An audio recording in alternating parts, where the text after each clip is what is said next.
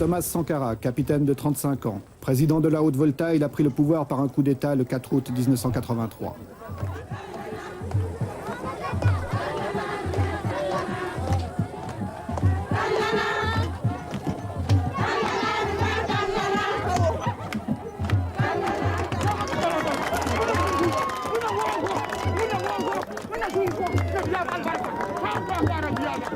C'est parmi les couches les plus pauvres de la population qu'il compte ses plus chauds partisans.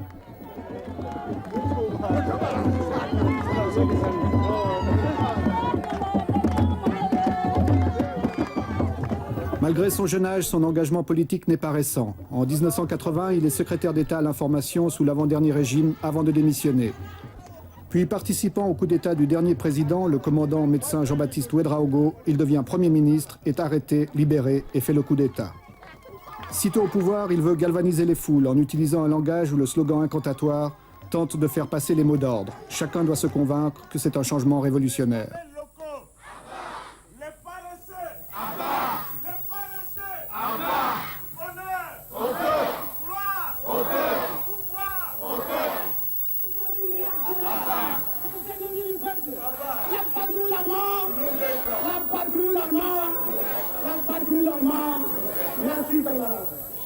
À Pau, les gens sont venus très nombreux pour lui apporter leur soutien.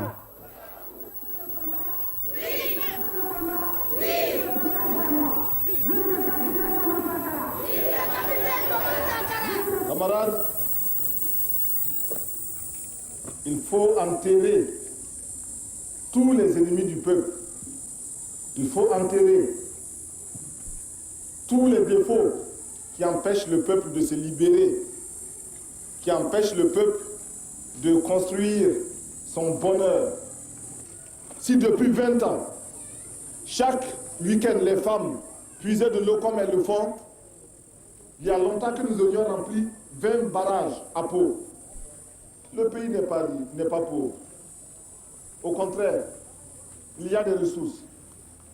En vous mettant au travail pour construire ces 20 villas, en vous mettant à la tâche, vous avez décidé de vous prouver à vous-même que vous êtes capable de transformer la réalité de cette ville de Pau. En effet, vous pouvez la transformer, cette réalité. Mais pour cela, il faut bannir de vos rangs les paresseux. Ceux qui ne veulent pas travailler. Il faut bannir de vos rangs les féodaux, les équilibristes. Ceux qui croient que ce chantier est pour eux l'occasion de devenir de petits patrons pour les élections futures. Tous ces gens, tout cela, il faut les mettre de côté. Il faut bannir de vos rangs les maris qui n'autorisent pas leurs femmes à aller sur les chantiers. Camarades, les mauvais maris, les mauvais maris, les paresseux, les voleurs, les maris réactionnaires, les petits patrons, les grands patrons, Abba, les détourneurs de fonds, Abba, les voleurs, Abba, Totenga Yinga, Ton Sakaku, Totenga Yinga, Ton Sakaku, Ton Sakaku, Totenga Yinga, Totenga Yinga. Vive la révolution! Vive le capitaine Thomas Sankara! On ne peut pas se développer sans mobilisation. Nous ne pouvons pas nous développer si le peuple lui-même ne prend pas son destin en main. C'est le peuple qui doit construire le pays. Ce n'est personne d'autre. C'est 20 villas aujourd'hui. Demain, ça sera 20 écoles. Ça sera 20 dispensaires. Ça sera 20 maternités. Et chaque année, ce sera comme ça. Camarades, l'impérialisme, le colonialisme, le néocolonialisme, le fantocisme, les voleurs, les paresseux, les détourneurs, les magouilleurs. Chaque province doit construire en effet 20 maisons pour les fonctionnaires d'ici le 4 août, les loyers étant ensuite utilisés pour les biens d'équipement. Les briques sont faites par la population avec du banco et très peu de ciment. L'État, lui, fournit le matériel.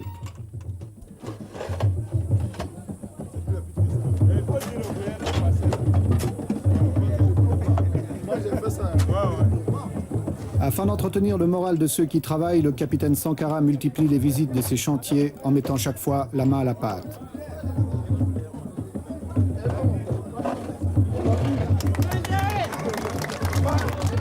Il aime à montrer l'exemple, il affectionne les gestes symboliques. Il est en train de se créer un personnage à la fois séducteur et menaçant. Son style, son souci du moindre détail, son attention à chaque chose, son engagement étonne et lui attire un certain nombre de sympathies. Il ne faut pas que ça piétine, quoi. L'approvisionnement doit être rapide. Maintenant, il faut penser à la toiture. Voilà, déjà. Il faut déjà penser à la toiture. Vaut mieux qu'ils aient leurs matériaux ici. Bon, n'oubliez pas de créer beaucoup d'espaces verts. Surtout le long de la route, là.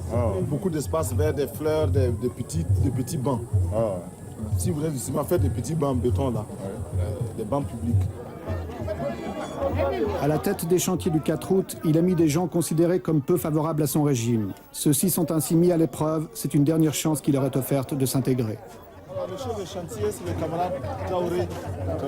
C'est un ingénieur agronome, c'est ça, hein? Oui, c'est ça. Bon, alors un ingénieur agronome qui est mis sur ce chantier-là pour participer activement, concrètement à la révolution. Et pourquoi est-ce qu'on l'a choisi lui? Mais comme la révolution n'exclut personne, mais donne à chacun la possibilité de se faire ou de se refaire, eh bien, lui est envoyé sur ce chantier-là. Mais voilà, il vit en parfaite harmonie avec le peuple militant de Pau, qui l'accepte, qui le suit et qui exécute ses mots d'ordre. Preuve qu'il intègre correctement la révolution et c'est effectivement un camarade. Monsieur le Président, est-ce que vous pensez que cet enthousiasme va durer longtemps? Aussi longtemps que les populations commencent à se convaincre et à percevoir qu'elles-mêmes peuvent transformer leur situation et peuvent améliorer leurs conditions. Au début, c'était des mots, ce n'était que des mots et une adhésion euphorique.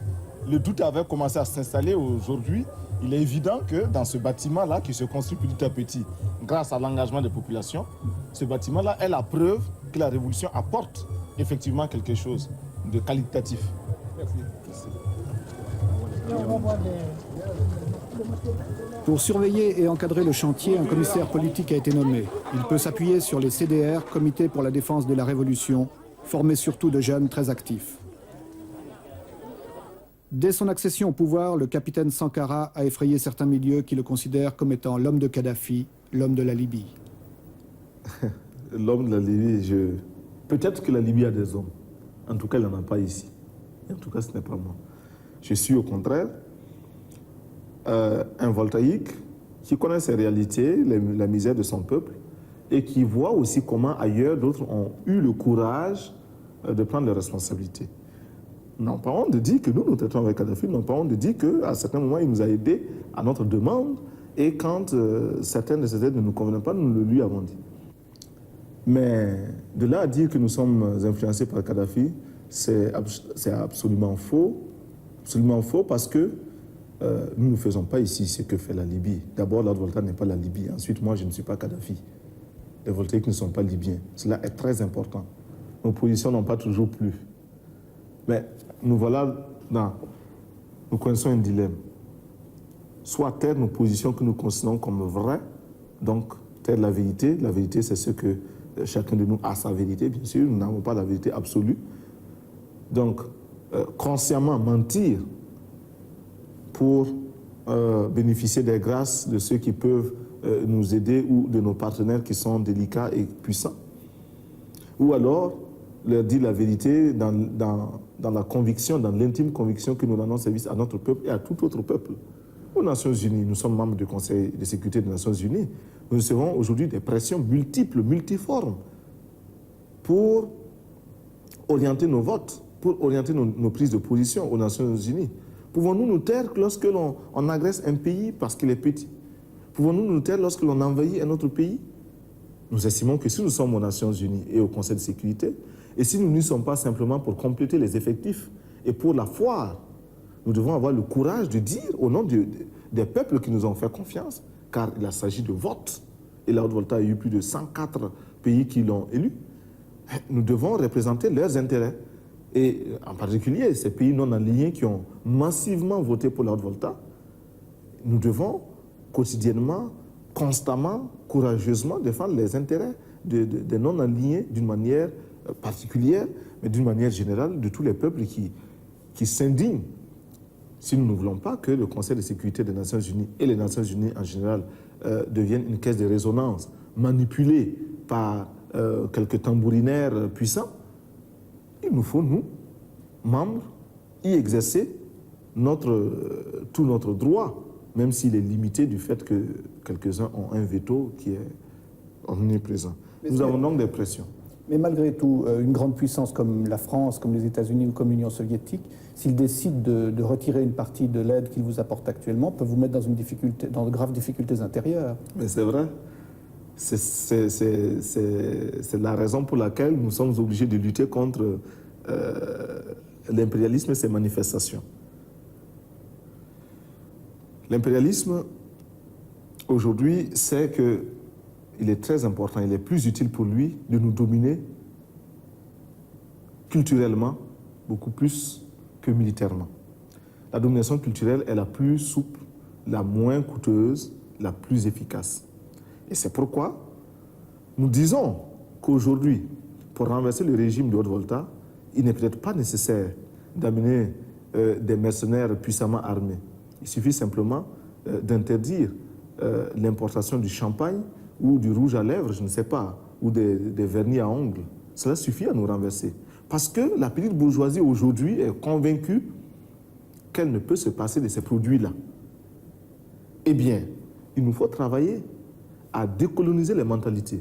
Nous travaillons à reconditionner notre peuple, à accepter de vivre tel qu'il est, à ne pas avoir honte de ces réalités, à s'en contenter et même à s'en glorifier. C'est bien si les autres vivent comme cela, mais c'est normal que nous vivions autrement. Nous l'avons choisi.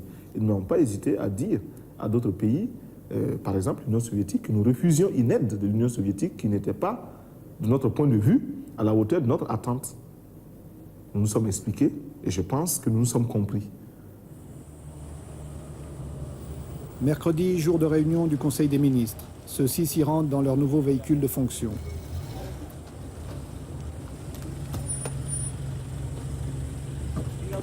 En effet, là aussi, pour montrer qu'on veut rompre avec d'anciennes habitudes, d'anciens privilèges, les Mercedes, symbole du pouvoir utilisé par les précédents régimes, ont été remplacés par des R5.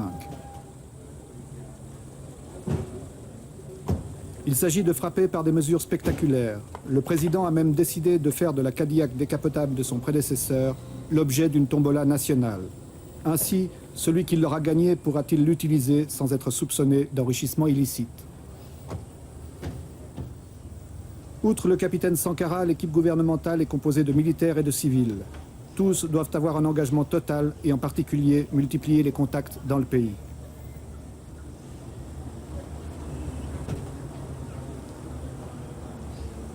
Tous les ministres civils ou militaires sont armés. Ils ont reçu une Kalachnikov que certains emportent même aux réunions du Conseil.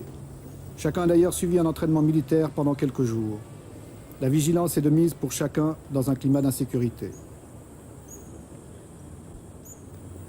Autre mesure de précaution, les lieux où se tiennent les conseils des ministres changent constamment. Ils ne sont connus qu'une demi-heure avant l'heure prévue. Le travail des ministres est chargé. Le programme qui est proposé aujourd'hui est austère, difficile. Pour toute l'équipe gouvernementale, il va représenter un effort considérable. Là aussi, chacun doit avoir ses dossiers bien préparés, bien étudiés. Le capitaine veille à l'engagement de chacun de ses ministres.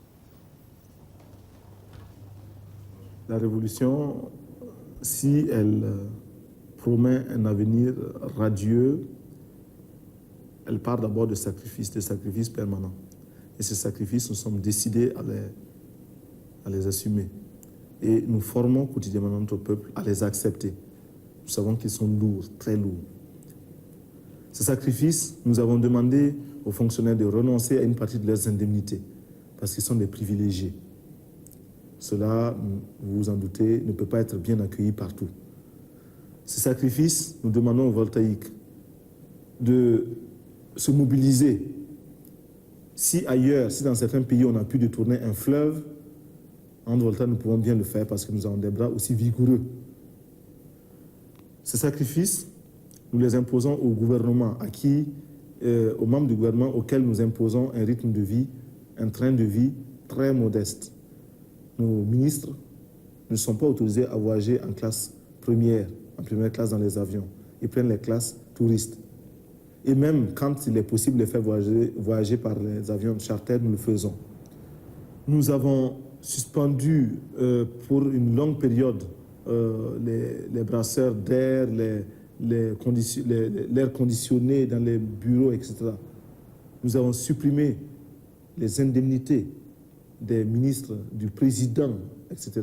Nous les avons tous ramenés à leur salaire d'instituteurs quand ils étaient instituteurs, de professeurs, de médecins ou de capitaines, dépouillés de toutes autres indemnités. Revenez. Revenez à droite. Marche. L'armée est obligatoire, mais seuls 2% des voltaïques en âge de porter les armes sont recrutés faute de moyens. Prenez la tête.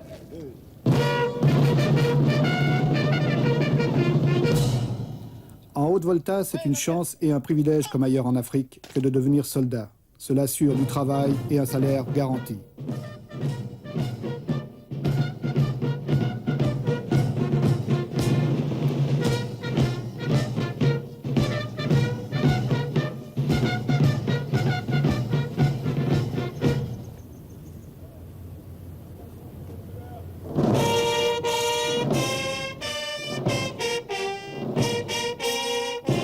La volonté du capitaine Sankara est de vouloir mieux intégrer l'armée au peuple.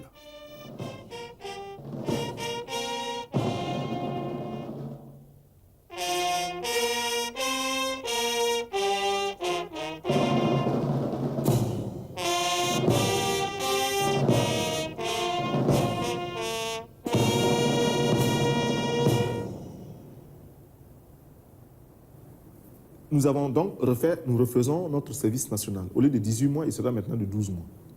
Mais au lieu d'être simple, exclusivement militaire, le métier des armes, 18 mois, et après on en garde certains, les autres sont renvoyés, non.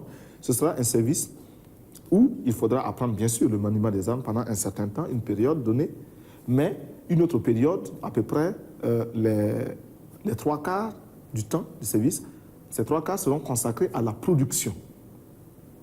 Sous l'encadrement militaire, bien sûr. Pourquoi nous faisons cela? D'abord, nous disons que la défense du peuple incombe au peuple.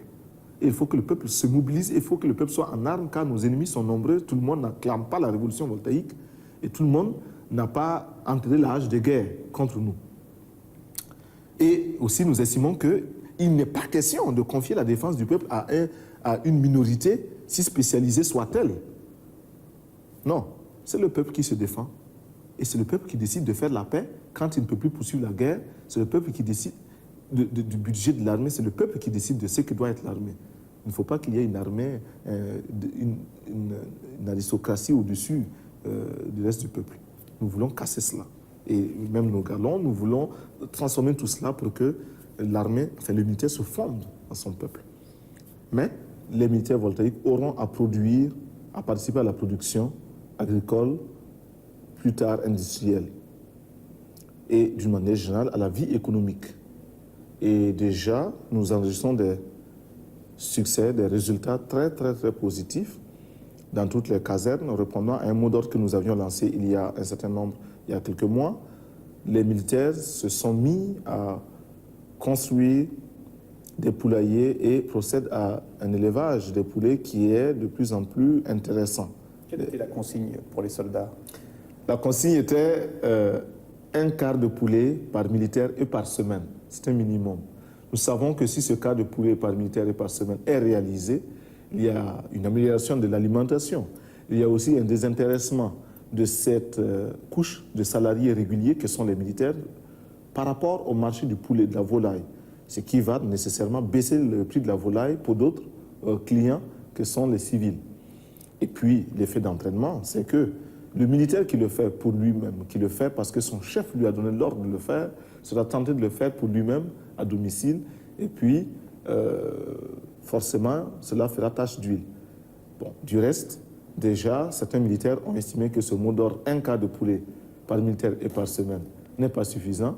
Et ils font un demi-poulet. Et il y en a même qui prétendent qu'ils feront un poulet par militaire et par semaine.